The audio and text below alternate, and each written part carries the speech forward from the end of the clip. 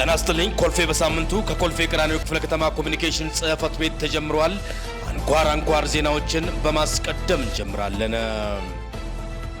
የክፍለ ከተማው ፋይናንስ ጽህፈት ቤት በበጀት ዓመቱ ባለፉት 9 ወራት ያከናወናቸውን የዕቅድ አፈጻጸም ከ53 ባለ በጀት ተቋማት አመራሮችና ቡድን መሪዎች ጋር በመሆን ገምግሟል። አዲስ አበባ ቤቶች ልማት አስተዳደር ቢሮ የቤቶች ልማት ኮርፖሬሽንና የኮልፌ ቀራኒዮ ክፍለ ከተማ ቤቶች አስተዳደር ጽህፈት ቤት አመራሮችና የጽህፈት ቤት ሰራተኞች የምትተክል ሀገር የሚያጸና ትውልድ በሚል መሪ ቃል በ2016-17 በአረንጓዴ አሻራ የተተከሉ ችግኞችን እንክብካቤ መርሃ ግብር በኮልፌ ወረዳ 6 አጉስታ አካባቢ አካሂደዋል። በክፍለ ከተማው ብልጽግና ፓርቲ ቅርንጫፍ ጽህፈት ቤት ከብልጽግና ህብረት ጀምሮ ሲካሄድ የነበረው የጥያቄና መልስ ውድድር በክፍለ ከተማ ደረጃ የማጠቃለያ ውድድር ተካሄደ።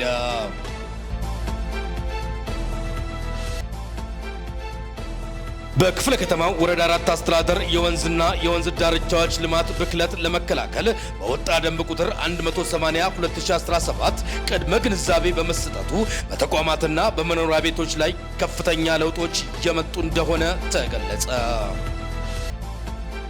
በወንዝና የወንዝ ዳርቻዎች ልማት ብክለት ለመከላከል በወጣ ደንብ ዙሪያ ግንዛቤ በመፈጠሩ ውጤት እየታየበት እንደሆነ የክፍለ ከተማው የደንብ ማስከበር ጽህፈት ቤት አስታወቀ። ጽህፈት ቤቱ የወንዝ ዳርቻ ጥበቃና ክልከላ የደንብ ቁጥር 180/2017ን አስመልክቶ በጎ ፈቃደኞች፣ የሃይማኖት አባቶች፣ የዘርፉ አመራሮች፣ ታዋቂ ግለሰቦች፣ ወጣቶችና ሴቶች በተገኙበት የውይይት መድረክ አካሂዷል።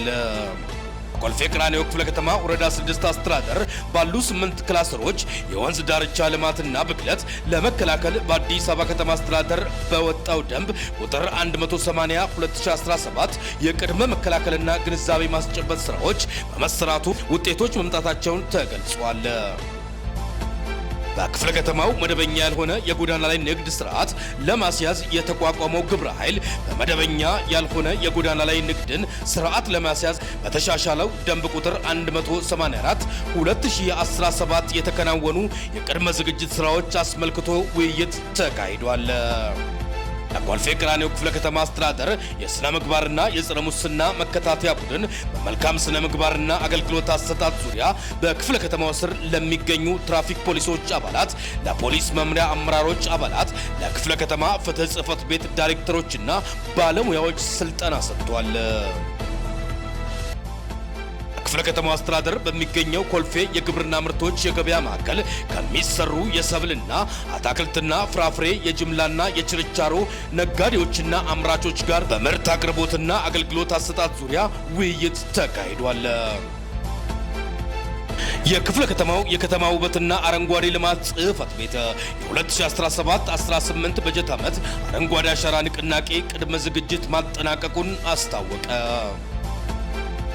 በኮልፌ ቀራኒዮ ክፍለ ከተማ አስተዳደር ስር በሚገኙ ሁሉም የመንግስት ትምህርት ቤቶች መምህራን፣ ርዕሰ መምህራንና የትምህርት አመራሮች ጋር ውይይት ተካሂዷል። ውይይቱ በክፍለ ከተማው በሚገኙ በሁሉም የመንግስት ትምህርት ቤቶች ውስጥ የሚያስተምሩ መምህራን፣ የትምህርት አመራሮች የተሳተፉ ሲሆን ውይይቱ በሁሉም አንደኛ ደረጃ፣ ሁለተኛ ደረጃ ትምህርት ቤቶች ላይ ተካሂዷል። በኮልፌ ቀራኒዮ ክፍለ ከተማ አስተዳደር የሚገኙ መምህራን በከተማና በክፍለ ከተማ አስተዳደር አማካኝነት የተገነቡ የተለያዩ የልማት ፕሮጀክቶችንና የሰው ተኮር ተግባራት ስራዎችን ጉብኝት አካሂደዋል።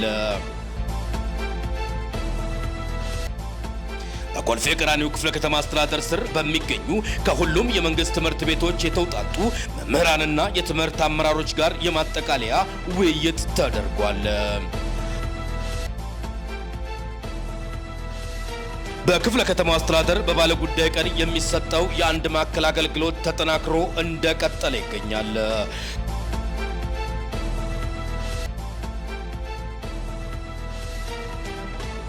ከኮልፌ ቀራኒዮ ክፍለ ከተማ አስተዳደር ኮሚኒኬሽን ጽህፈት ቤት ሁሌም በየሳምንቱ ወደ እናንተ የሚደርሰው ኮልፌ በሳምንቱ የሰማችሁትን ይመስል ነበር።